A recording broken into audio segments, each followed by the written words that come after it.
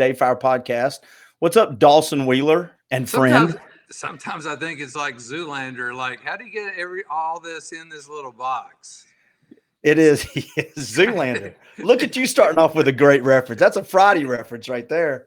How do we get the downloads out of this box? It's really hard. I don't understand. I don't have a clue what you've been doing, but I got to be honest, it's going to be awkward if me and you just talk about what what you've been doing. If you've got the silent partner sitting to your left, who do you have sitting there? Well, I've got Chad Weichel. Everybody knows Chad, but if you don't know him, he's the Southeast Director for the Land Trust for Tennessee, and so we got him, and and we've got two other guests today as well. Well, and I want to go ahead and do two or three, just disclaimers and throw them out there. First, everybody be patient. We still, technology's different. We've got 4 people or 5 people in 4 different locations. So be patient. And if anybody that's listening to this, that's going to be part of it, because I know they can hear us. They're in the queue. If you lose connectivity, just click the invite and you can come right back in with us. And lastly, Dawson and Chad are 6 feet apart. It's a weird camera angle, so don't anybody freak out. It is. Because my wall back here is like 20 feet back. Way back there. All right, so let me get rid of these. Do you want to tell everybody who our guests are, or do you want me to get rid of the logos well, first? You can be doing that, but we have Emily Parish, who's the Vice President of Conservation for the Land Trust for Tennessee. And we've also got Bobby Fulcher, who's the head ranger for the Cumberland Trail. So there we go. There's Emily and there's Bobby. Hey guys, how y'all doing? Howdy. It's fine. Let's just start out with kind of quick intros. And Emily, can you just give us a quick rundown of the Land Trust and what the Land Trust does? Sure. So yes, we're a statewide conservation organization. We work all across Tennessee. We were established in 1999, so we just celebrated our 20th anniversary last year. But we work with landowners and communities and state partners and all sorts of different people to help protect land across the state. And our mission is to do that in perpetuity. So we're trying to protect land forever for people now and down the road to enjoy and use. And during the last 20 years, we've protected over 130,000 acres of property across the state, and that's in over 400 different projects. That's awesome. And welcome, Bobby. Good to see you. Can you give us a rundown on the Cumberland Trail? Oh, it's good to see you, fellas. Give us a rundown on the Cumberland. Well, yeah, the Cumberland Trail has a long history. Goes back to the 1960s. When it was first envisioned by a journeyman electrician out of Oak Ridge, Tennessee. And he got together with a guy in Tennessee State Parks, Mac Pritchard, one of our great heroes. He just passed away a few weeks ago. But Mac Pritchard, Evan Means from Oak Ridge, and Bob Brown in Nashville, who was involved in many conservation organizations. Those 3 guys put together the Tennessee Trails Association, and they established as their project the Cumberland Trail in 1968. And since then, the trail has been pecked on. It's been closed down. It's been reopened through the force of a private organization called the Cumberland Trail Conference. That was part of the TTA, the Tennessee Trails Association. And then the state picked it back up again. It had been designated a state scenic trail in 1971. And Emily. And state parks have been involved in it.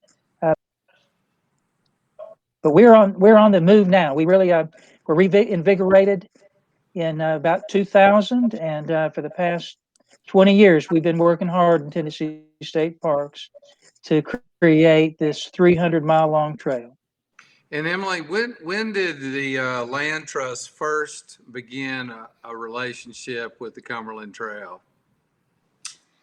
I think Well, we opened our Chattanooga office in 2007, and that's really when we started to do a lot more work in that region of the state. But I think our first transaction was in 2009, which was one of our biggest acquisitions we did to help the trail at that time. So. And where was that? It's just outside, near you guys. Graysville Mountain, between Dayton and Chattanooga. Over 3,000 acres was conserved in that first real acquisition where we partnered together. And so when you do that kind of partnership, once you've done the arrangement, the land is gifted or signed over to the state of Tennessee. Is that how that works? Yeah, it's actually it's interesting. The Cumberland Trail is almost like a microcosm of a lot of our different kinds of work across the state, because we've actually done multiple different types of protection transactions right here on the trail. So we've done things just like you said, where we've purchased land ourselves and then transferred it to the state. We have just helped facilitate a private landowner selling their land to the state. We have landowners their land is still private, but they've done conservation easements bordering the trail. We had one landowner who donated his land outright to the state.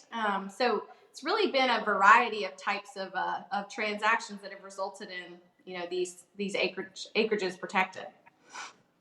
And Bobby, right now, how much of the Cumberland Trail is complete for a user to go out and get on of the total span? Well, there are about 230 miles that are open now for users on the Cumberland Trail, and several sections that are very close to opening, and that will jump our mileage up to between 240 and 250 miles soon.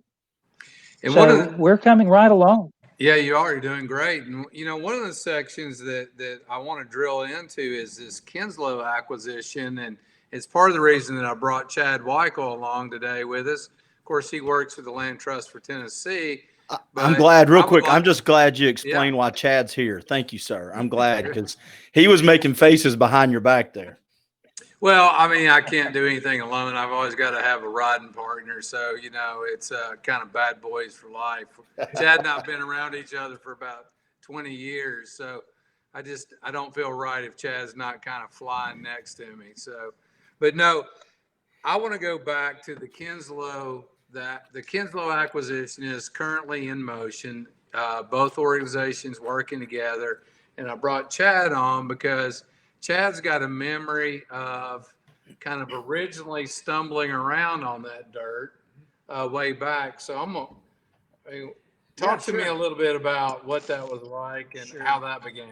That was back in heavy rock climbing days for me. And Bobby will remember this. He knew me then, back in the very early 2000s, and John DeRoe and our little group that first made friends with our great rangers at the Cumberland Trail, recognizing what a great opportunity, a great resource, natural resource the Cumberland Trail is for rock climbing. And so we had met with Bobby. Andy Wright at that time was a ranger that worked with Bobby. And so we'd created a great relationship with those guys. And we were finding our way onto different pieces of the Cumberland Trail. And then we were also finding our way onto pieces that hadn't been completed yet or hadn't even been acquired. And this Kinslow property that sits above Graysville and runs its way all the way over to Dayton was one of those properties. And so naturally, you find yourself looking and pecking around and wondering what might be behind this, in this forest. And so we had made, maybe you'd call them trespasses, I guess, onto the property.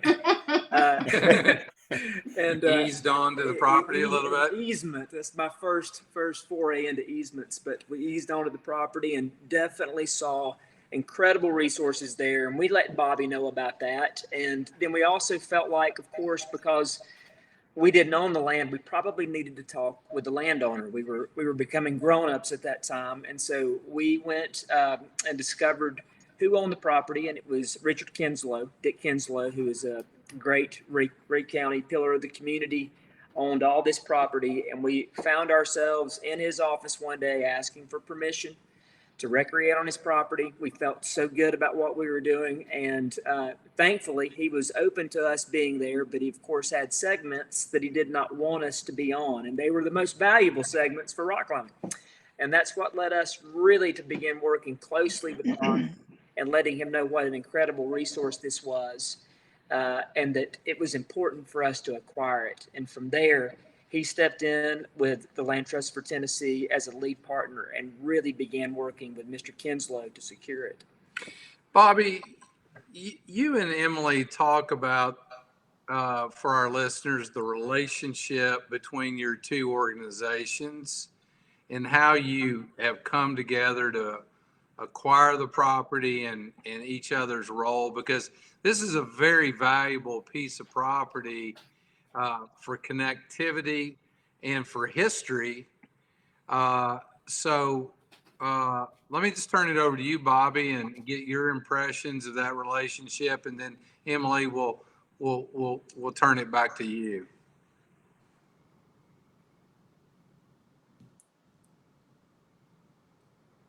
Or maybe Bobby, we'll turn Bobby, can you hear us?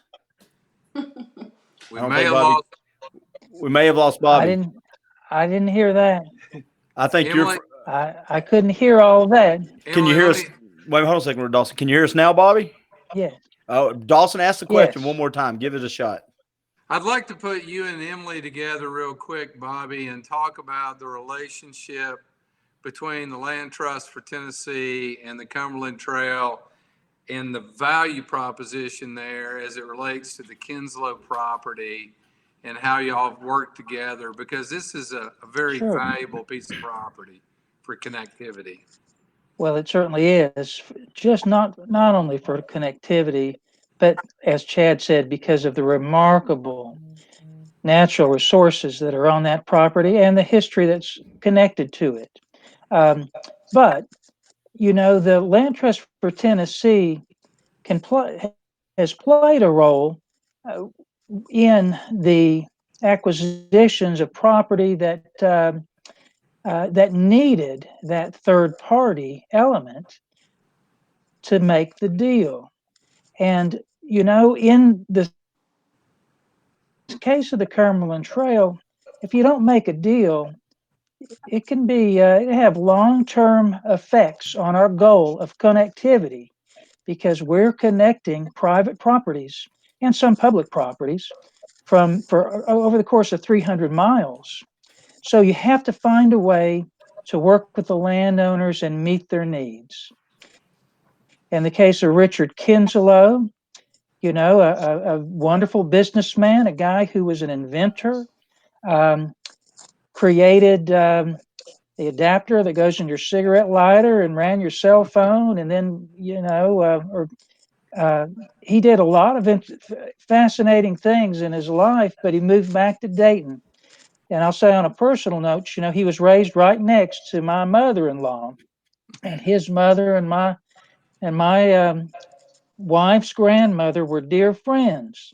But that didn't make any difference to Richard. He'll be the first to tell you that when it came to business.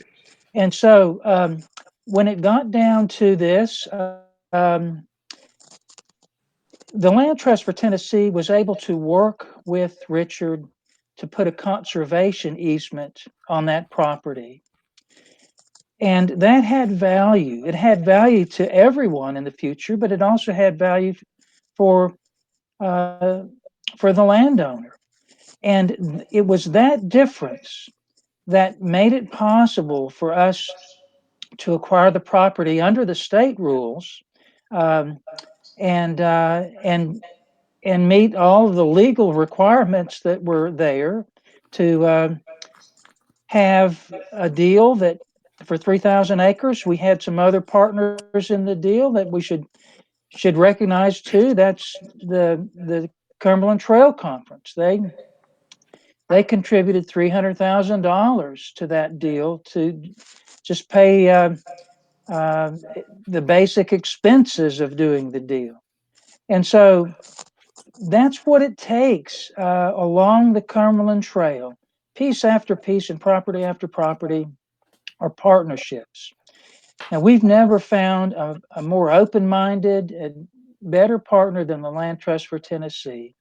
And it was a real blessing to us that they landed in Chattanooga and took interest in the Cumberland Trail, because it's made a big difference, not just around Chattanooga, but as Emily can speak to, up and down our trail, all the way up toward I-40. They've made an important difference, and in each case, almost in each case, it's been a different means by which they were able to be in the chemistry that made the deal. Thank you, Bobby. And Emily, share your perspective on this and what it, I mean, I know it's what you guys do, but that's not necessarily the whole story. There's a soul to the Land Trust of Tennessee.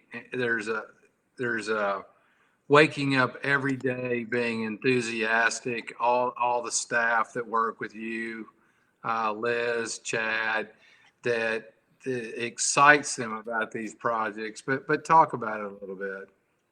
Sure. Yeah, I think what we really focus a lot on is relationships, and so I think, no offense to the state government, but sometimes it's easier for us to make a phone call or knock on the door or reach out to that landowner as a nonprofit conservation group, as opposed to the state coming to knock on their door. And I think also the just the fact that we can sometimes move more quickly. And the state sometimes calls on us to say, we really need to acquire this property, but we can't, the governmental red tape sometimes slows things down. And so there's times when the Land Trust can step in quickly and do something, especially a piece of land that's threatened or the landowner is on a very quick timeline for whatever reason. So we're able to do that.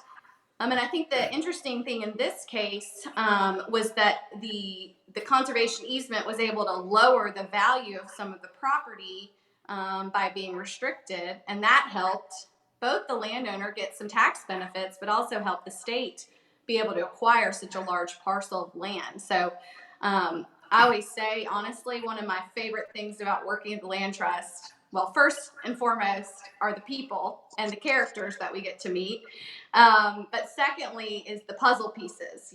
Every deal is a different set of facts, and you have to piece it all together and figure out what is the best solution for that piece of land, the landowner, the community. And Bobby's a mastermind, and he has an entire map. He memorized every single landowner along the trail and where the trail needs to go. And he'll just, it's amazing. I can't explain the mind of Bobby Fulcher here, but so he'll just kind of set us on a track and say, can you help me with X, Y, and Z? And we go and we do what Bobby needs us to do. Isn't that a different podcast, The Mind of Bobby Fulcher? I think we just started a new podcast right here. I would love that. We have about 6 hours of tape if you want to go to Day Fire Podcast and listen to 3 different episodes. But to that point, Bobby, I want to talk, just give us one little nugget about the history of the Kinslow property. I would say maybe the thing that's most obvious to visitors there, besides the natural features, are some of the infrastructure that's left. Great coal mining period. And anybody who walking past coal mine entrances, they'll be walking on coal roads. There'll be massive stone underneath the trail because the trail might be on a section of old road. And anyone with an eye that's open will probably see those features in the very parking lot at Graysville Mountain, right across from the Wolf Den Tavern, by the way. And you might want to check that out too, Dawson, when you go out there. but right across that is a coke oven reef right there that is grown up now, and most people don't even notice it. But the coal mining there has an amazing history, really. It's just part of the Industrial Revolution that happened in the South after the Civil War. And really, the guy, John T. Wilder, who was mayor of your city in Chattanooga for just a few weeks, if not less. But he was, of course, a great hero at Battle of Chattanooga, or at least he got a monument there. He distinguished himself, and he started he funded the Durham Coal Company. They took over in Graysville, and Wilder became one of the most interesting guys in our state. He created the Cloudland Hotel in the top of Roan Mountain. He lived in Knoxville. He had the hotels in Monterey and the Davidson Wilder coal fields there. Amazing guy. So his hands were all over that territory. And preceding him was the Fox family. And one of their descendants was a guy named Curly Fox, Armand Fox, raised there in Graysville. He left from there to go with another old fiddler with the White Owl Medicine Show, and the next thing you know, he was on the Grand Ole Opry. And one of the fiddle tunes that he brought out in the 1940s was the Black Mountain Rag, and he sold more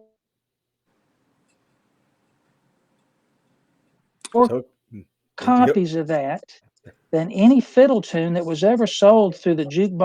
He made the Black Mountain Rag famous, and that particular piece celebrates Black Mountain at the heart of the Cumberland Trail. And so we love it. So Graysville gave birth to Curly. Curly's the one that put the Black Mountain Rag in every fiddler's mind in America.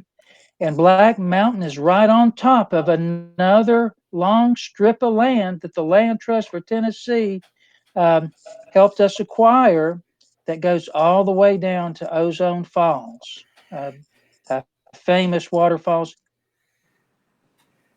That's awesome. Well, and I think when he freezes, this is up in Cumberland County. It takes when you takes 300 miles and 300 hours to tell the Cumberland Trail story.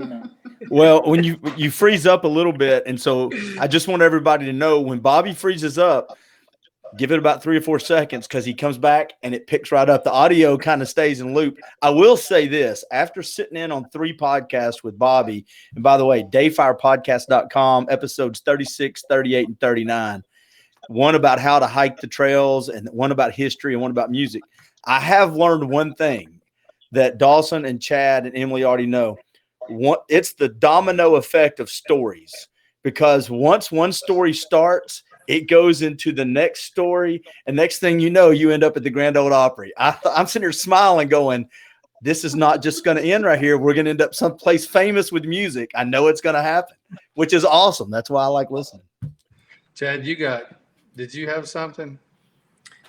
I mean, I always have something. It's hard to follow Bobby up, but I'd go back and talk specifically about that property and just let everybody know. I mean, we've danced all around and talking about it as an incredible natural resource, and those are really cool words: incredible and natural and resource. But the truth is, that place is so special out there. And to Bobby's point, whether you're hiking out there or trail running or rock climbing or just going and sitting and being around the nature that's there and around the trail, it is a renewing experience. It is a fantastic property. I'm so thankful to Mr. Kinslow and to Bobby, to the Cumberland Trail, to the Land Trust for Tennessee. I've spent countless hours out there with my friends, recreating in those woods, running on those trails, marveling at the beautiful sandstone and the many drainages that run through that property. And Bobby, I just get on fire thinking about all those things. And the folks that will have the opportunity over the years to go out there and recreate on that land. And I would say this too. I mean, we're reminded in this time where a virus has confined us to our homes, how valuable these spaces are to us, these open spaces, and how important it is, the renewal of a human being to be able to get outside and spend time outside in these beautiful spaces. Thankful for the work that's being done. There's so much work left to be done. We live in a state that is unparalleled in its natural beauty. And the mission of the Cumberland Trail, I couldn't be any more behind it than I am. And the Land Trust for Tennessee sits right there too. We are excited about this great project and truly thankful for the work that you're doing, Bobby, to lead the way. And there's some pieces left and there's work left to be done. There always will be. And I'd say that we will continue to be there to help get it done. But that, I think, talking about some of those natural resources in there, Roaring Creek, to be one, the carriage road that runs up beside it, the old mining remnants, the trails that are what we walk on going up through there, the opportunities I had, thanks to Bobby, to volunteer time and to help mark that trail, the inclusion of Bobby and the Cumberland Trail to be involved. I would encourage everybody listening to this to find a way to involve themselves. There's work to be done. It's fun, and it's an incredible project. I got to be honest. I feel like we're about to hand Bobby an award, like a lifetime achievement award. He's about to get a special. I don't know if you looked at Emily's or Bobby's resume, Clint, but I felt like after I read Emily's, I needed to put on a metal helmet. And I mean, she's so smart. And then Bobby's just got all these, he's the same way. I'm like, I'm not even going to read those because it's going to make me really look bad. But, you know, the Land Trust for Tennessee, with a lot of these projects, when you do conservation easements, Emily, you continue to have a role if there's a conservation easement. Is that correct?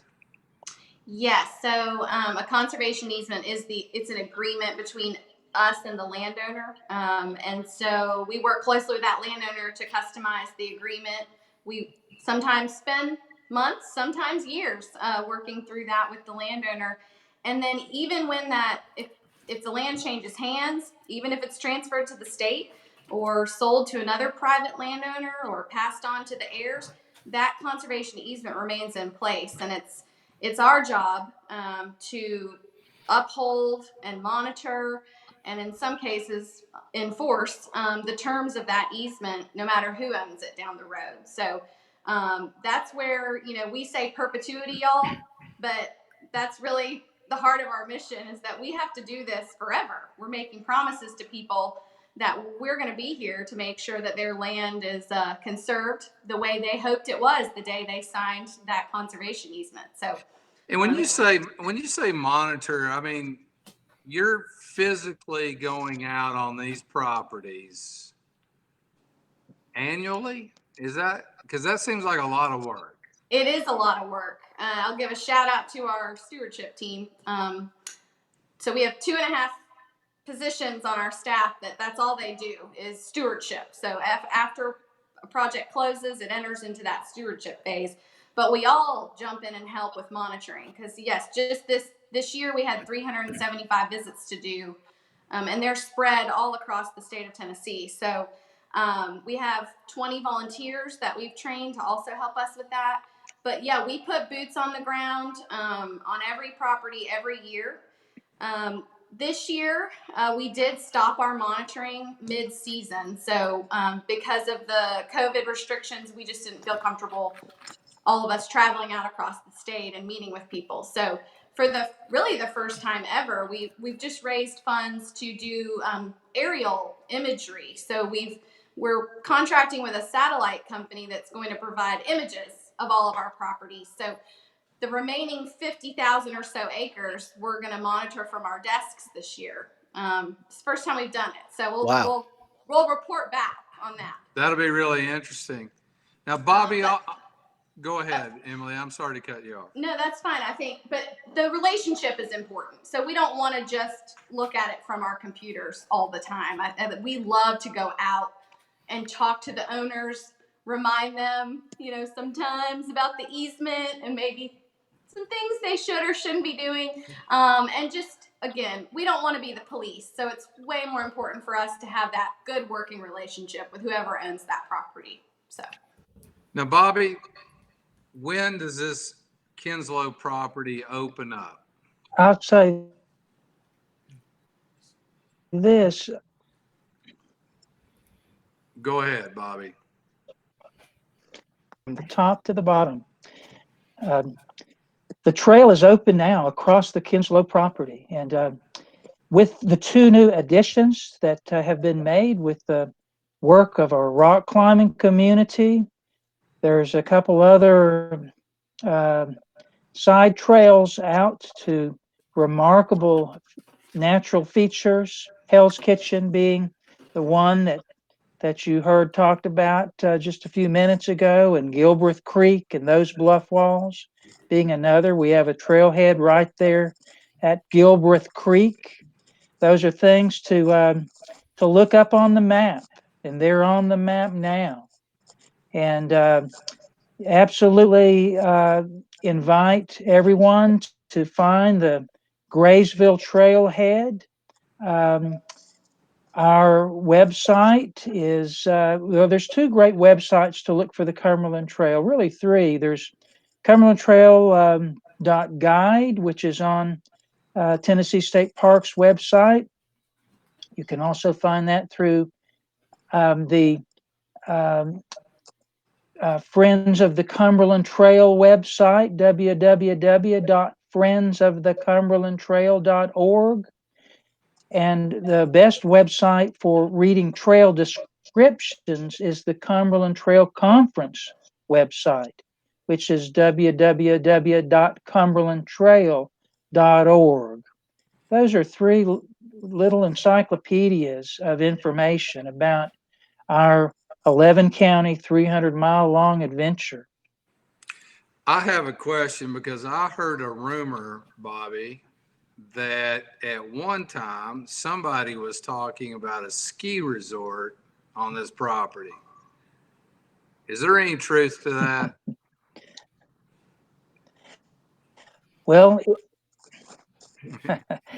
there was a ski resort inside the property that we have now in the north. This is in Cumberland County, though. Okay. And this is next to the corridor that the Land Trust for Tennessee was part of in our acquisition.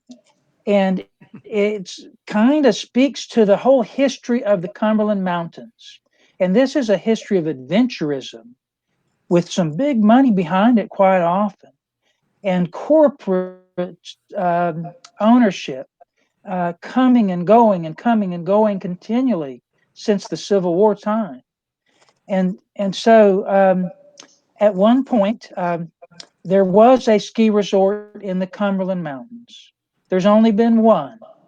And our trail now slips right behind the property, right behind the big knob that, well, they made some snow when the weather was cold enough, and they took whatever natural snow came down, and they claim to be almost as high as the little resort. There's a ski resort in Gatlinburg.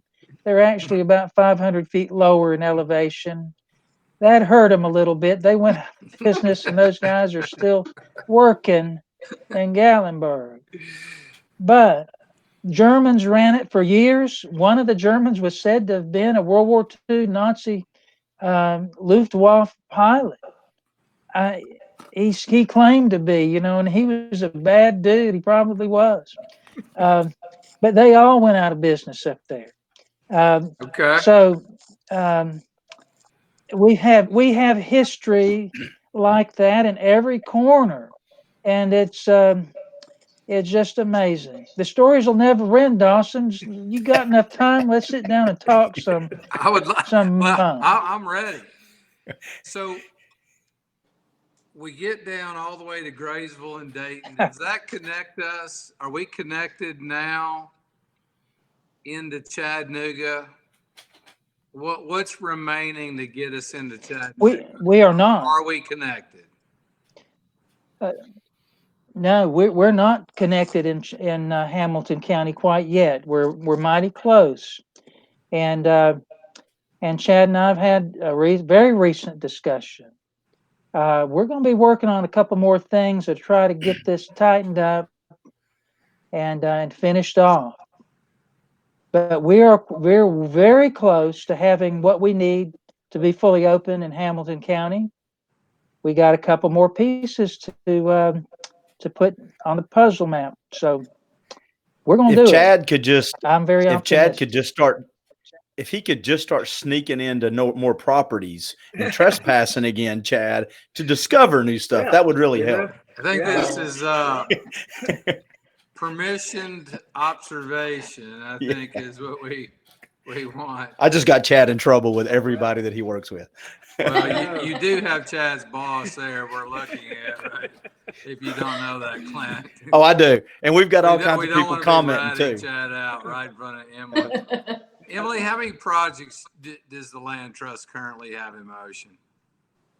In motion right now? Wow. If you're guessing. So we average about 20 closings a year. And I think on our very active list right now, we have about 25. But we are tracking things way beyond that. And it's interesting. I mean, we have landowners who pop back up after 10 years. You know, hey, do you remember me? I talked to you back in so-and-so. Or they'll pull out a newspaper article that's all folded up they read, years ago. And I mean, hey, it's a very important decision. It's a lot of time people's most valuable asset is they're considering restricting that land or selling it. So we want these conversations to take time, but it is amazing how, I mean, just even since Chad's been on board for a couple months, things have come up that we remember from 10 years ago that are coming back around. And that's just kind of how our business is. So we keep a lot of records, and it's amazing how those projects, are kind of on a cycle. But 25 are full steam ahead for this year. So yeah. Hey, do me a quick favor, if you do not mind. Tell everybody the right website. I think I've got it in our description, but if people want to find out more, either how to volunteer or how they can help, give them a good website for you, please, Emily. For me or for the trail? For you. I'm sorry. Okay. Yes, it's landtrusttn.org. I think I've got that right in the description. And Bobby, just tell everybody how to find out more about you. What website? Say all those websites one more time. www.friendsofthecumberlandtrail.org has sort of a little encyclopedia about the Cumberlands and the Cumberland Trail.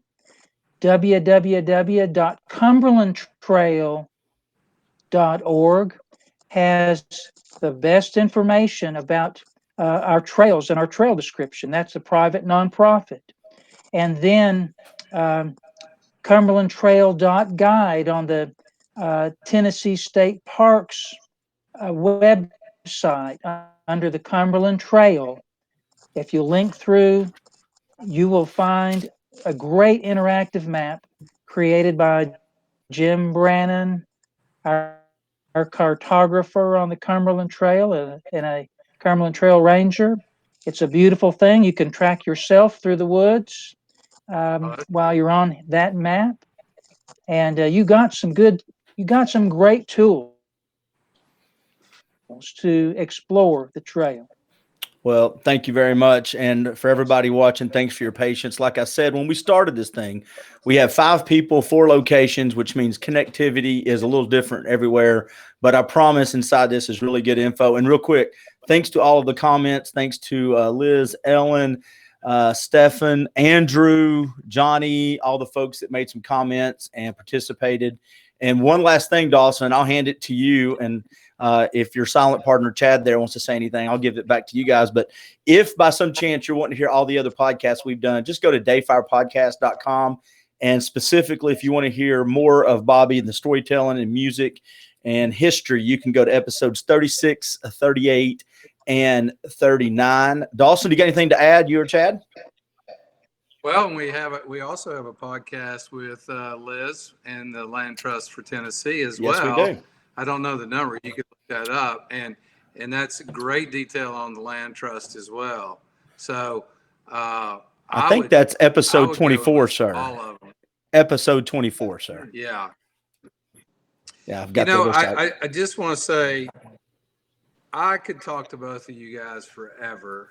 It's such an honor to be, first of all, to have the Cumberland Trail, have people connected with the Cumberland Trail. Bobby, you've been acknowledged as a national treasure. You're a historian. You've been fighting for the Cumberland Trail for a lifetime or 2 lifetimes. The Land Trust of Tennessee, Emily, the work that you guys do. We would not have the open spaces, the recreation, the view sheds, if we didn't have organizations like both of yours. And so thank you for your time today. I look forward to having you back on. Chad, thanks for coming up. But we'll get everybody circled back up soon. Emily. Thanks for having us. Emily, Bobby, thank y'all both very much. And for all the patience this morning as we try to get this thing organized. Thank y'all. Thank you. We'll see everybody soon. See y'all. See y'all. All right. Bye-bye. Thank you.